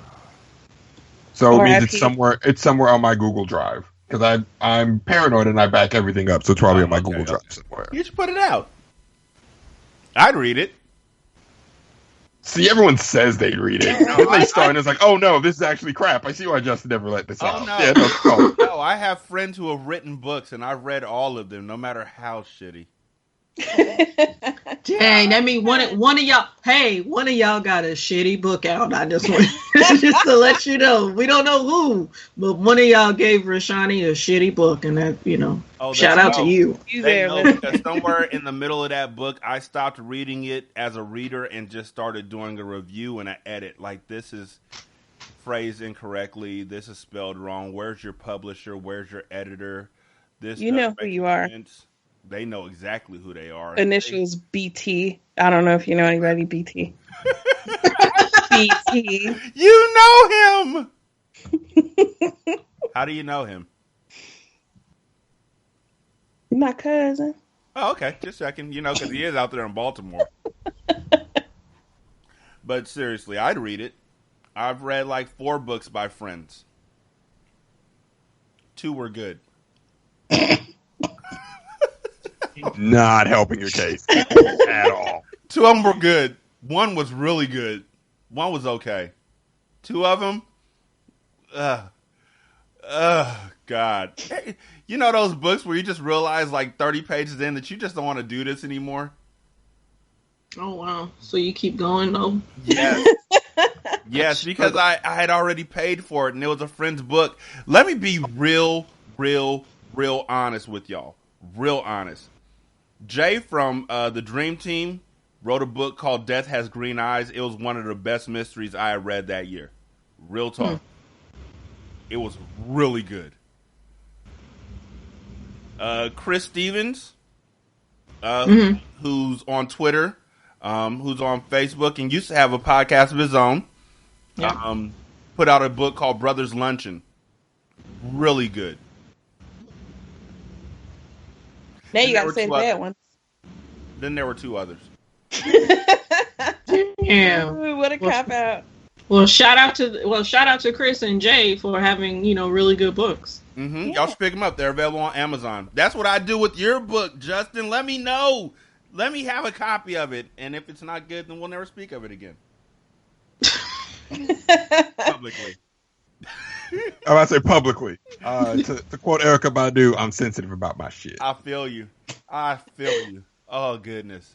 That's why we talk about it in DMs. Gently. Exactly. You get me. Get me. Yeah, I'd be like, yo, this was dope. I've learned how to do a compliment sandwich. This was dope. What the fuck was this? This was dope. Oh, not the compliment. White women have ruined the compliment sandwich for me. Also ruined tears. I didn't know there was a such thing as a compliment sandwich. Oh, yeah. It is. I had no idea. Had no idea. Yeah. Learning something new on Single Simulcast. Yeah, you worked hard. It wasn't good, but that was a good idea. Dang.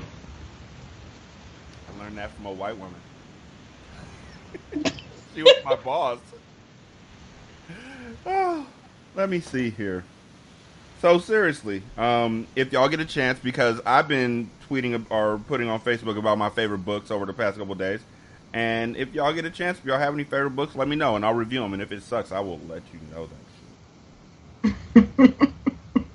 that. So a woman was pulled over by the police, and in Racine, which is a actual place, like a real city, not a place where a bunch of races happen. I really thought that as a kid. Like, I thought Racine was just where cars lived at, and it was just hidden from the rest of us. But no, it was just... That's adorable. I had a vivid imagination as a kid.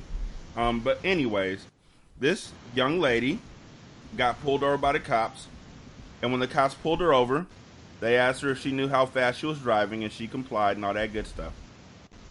And then they asked her to get out the car to do a breathalyzer, and she said that she was going to fail.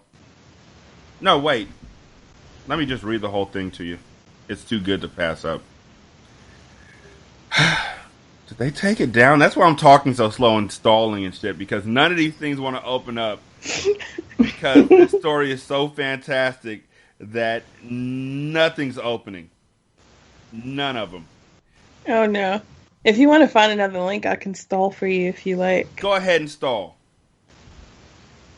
Okay. All right, y'all ready? Y'all ready for this? Never mind. Ready? Found it. I was ready, but I was about to do. I was ready. Y'all ready for this? Okay. A Racine woman is facing a felony charge after allegedly leading an officer on a vehicle chase that zigzagged the wrong way down one-way streets and through alleyways. Brenda J. McMorris is charged with one felony count of attempting to flee or elude an officer. According to the criminal complaint, at 8:23 p.m., a Racine Police Department officer spotted McMorris driving east on the 2100 block without her vehicle's headlights on. The officer reportedly followed McMorris and tried to conduct a traffic stop, but she sped off.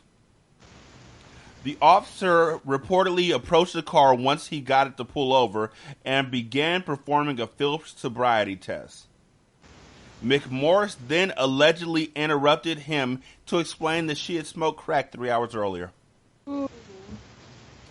As the officer continued the test, McMorris reportedly said the test was dumb and that she did not need to complete it because she was not drunk. I already told you I smoked crack. Oh, wow. Explaining that she had not slept in 3 days and had used crack heavily during the 3-day period. She went to jail and her cash bond was set at $400. $400? $400. That's it? Well, she was honest. Let me tell you something you don't know about me, Joe Rogan.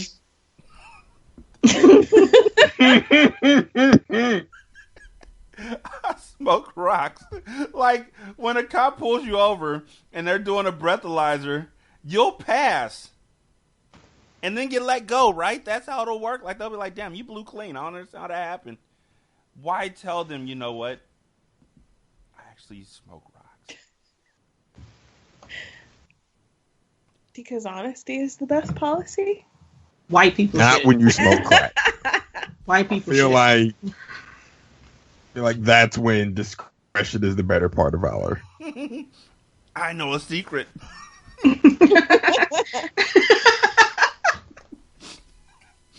I feel like that's something a crackhead would say. I know a secret. Sheesh. I just realized I've never seen a white crackhead before. Really? Wow. Yeah, really. I saw one today. Okay. They're all over the place out here. Oh, God. You've never seen one? Not one. Wait. Baltimore heroin. Right. Sorry. Okay. My fault. Yeah. It was heroin. And then in Oregon, it was all meth, so. Yeah. That makes sense. But not crack. It's that very particular breed of junkie I've not seen of the white variety. Well, they are out there. I'd like you to let you know that some of them are in a small town called Chickasha, Oklahoma, which is where I'm from. So just let you know if you're looking for one, you might find one there. Speaking of crystal meth, though, an anonymous call to the St. Augustine police on Saturday morning led to the arrest of 2 people on drug possessions. Police say they responded to a parking lot on South Dixie Highway and found 3 people sitting in a car. The people in the car consented to a search, and police say they found drug paraphernalia and a substance that field tested positive for crystal meth. Douglas Nicholson and Crystal Methvin were arrested on drug possession charges. Crystal Methvin? Yes. No. That's a fake name. No. Fake name. No. No fucking way. Her name is Crystal Methvin. Her die was cast at birth. Or she just really loves crystal meth and changed her name as an adult. Wait, you're being serious? Deadly. Her name is Crystal Methvin. Methvin. Wow, sis. This is why I think on the show notes.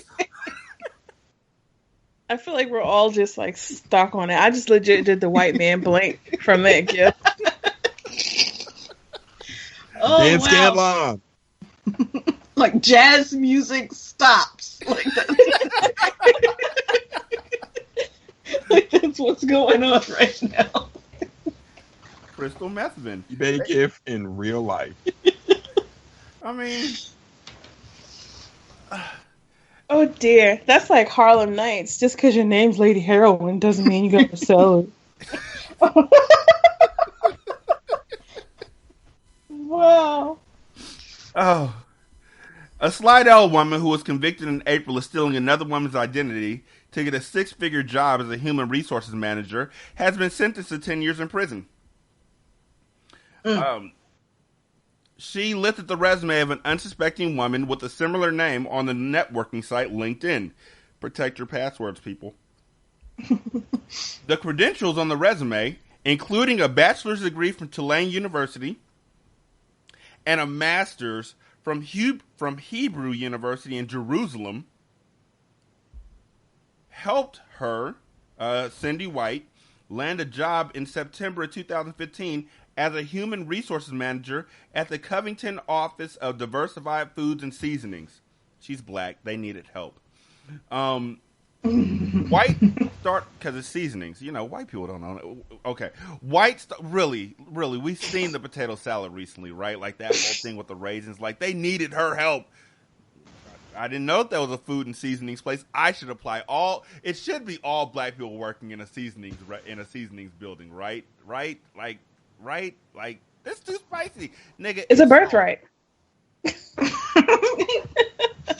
White started at a salary of $95,000 per year, and she was promoted 5 months later to senior human resource director at $105,000 a year. Wow, secure the bag. Right?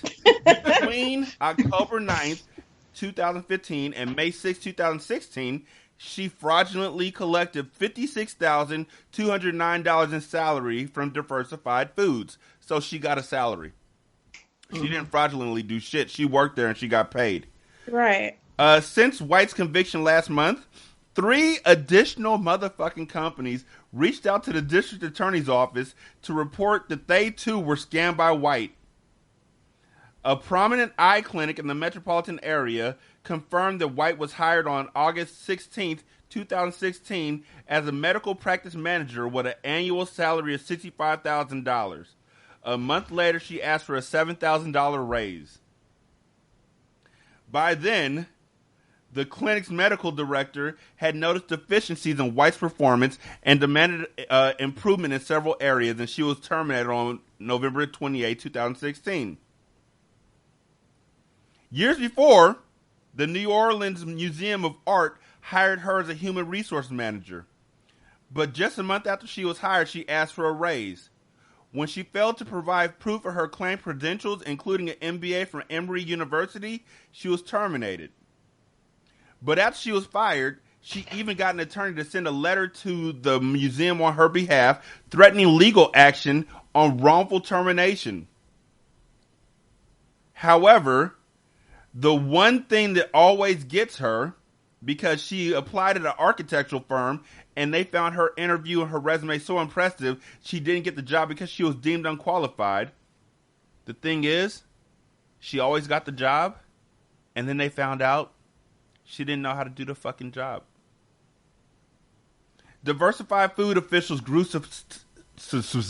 suspicious and began looking into White's background when she was unable to perform basic tasks within the educational level and experience listed on her resume. That's how she lost the jobs.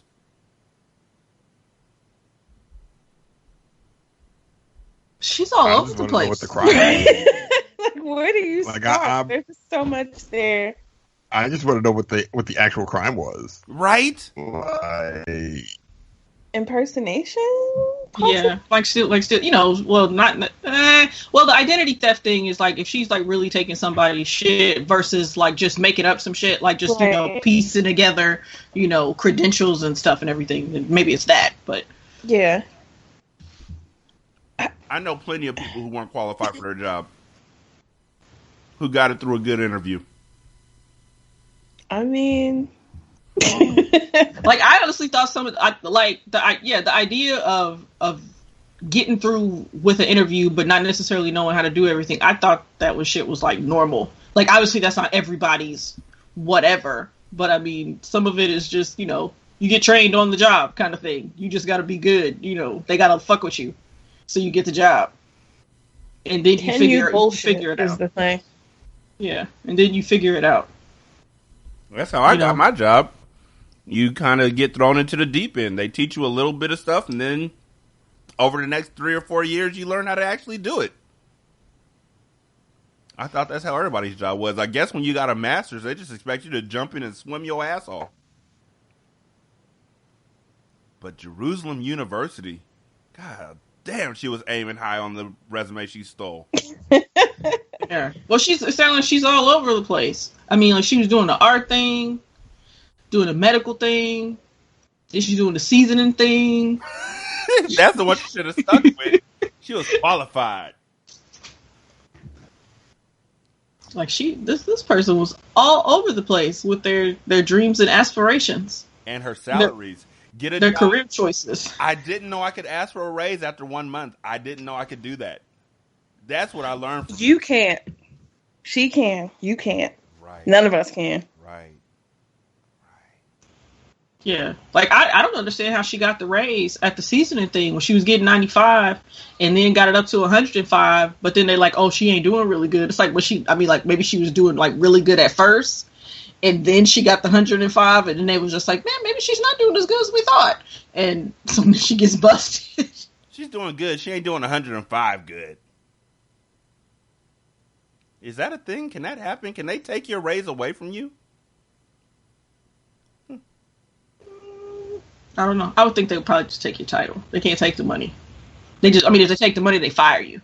But they can't take away my dignity. Unless they have a picture of my counter in my bathroom. Do you know that Whitney Houston's brother actually was quoted as saying they shouldn't be mad at Pusha T for having a picture on his album cover? They should be mad at whoever sold the picture. Be mad at both. Why doesn't that apply? Yeah, I would be mad at both. Oh, well. Drake's mad at everybody right now. Jessica, go ahead and do your shout-outs. I don't really have any. I don't. I appreciate you guys and all your listeners and poopity scoop, scoop-diddy whoop, whoop-diddy scoopity poop. That is Devin's favorite song, and I hate everything about it. Because he found one that plays on a loopity poopity scoop. Oh my God, not now. Justin! Go ahead and give your shout outs, good sir. I feel like I'm at the church. Visitors, first and foremost, giving honor to the pastor and first lady. Shout out to you, shout out to Shantae, shout out to Jessica. You guys have been amazing. Shout out to Eric, Ash, Bree. Shout out to everyone over at MTR. Shout out to everyone at The Black Guy Who Tips. Shout out to Tiffany, my wife and mother of my child. And shout out to people that pay their child support and they claim their kids in public. Yeah. Yeah, that's all I got. By the way, we did have a story about how a televangelist needs his congregation to give him $54 million so that he can buy his fourth private jet so he can fly over all the demons on Earth. Didn't we do that shit with Creflo Dollar a couple years ago? Yes. Is this him? Creflo? Is that you? No. Is this him again? No, this is a white guy, which that same dude who was asking the question about Roseanne, I believe, was the same guy who was asking the question about why nobody gets on white televangelists for doing this stuff. Gotcha, motherfucker.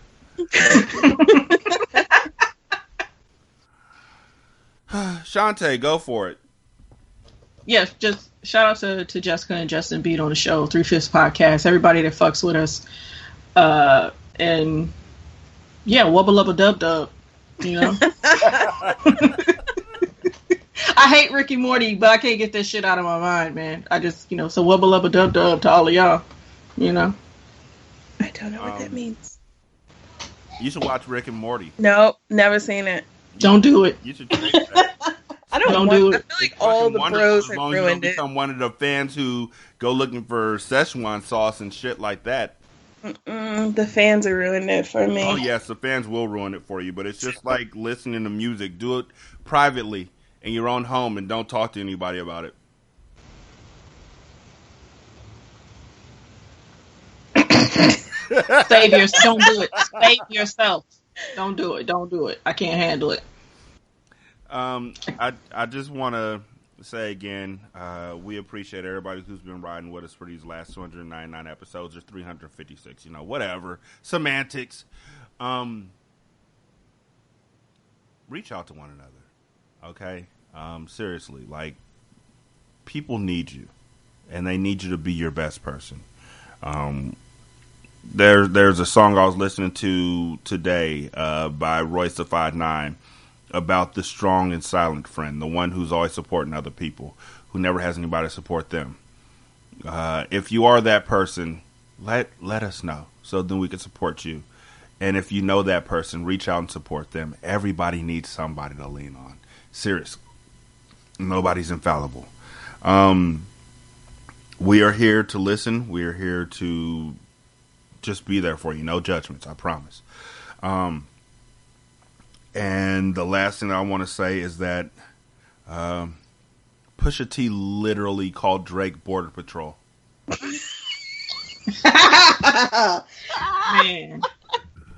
Man. It's poetry. Muy terrible. That's so fucked up, too. That's so fucked up. Like, it is not, like, man. Like, Pusha T is, like, listening, like, Pusha T is probably watching the news, about Border Patrol and shit, and he just really threw that out there. Like, man, why are you like this? Why you doing like this, Push? Why you doing like this? I feel like Terrence, why? I feel like Pusha T wrote this song and just kept giggling to himself. Like, that's fucked up. Yeah, that was a good one too.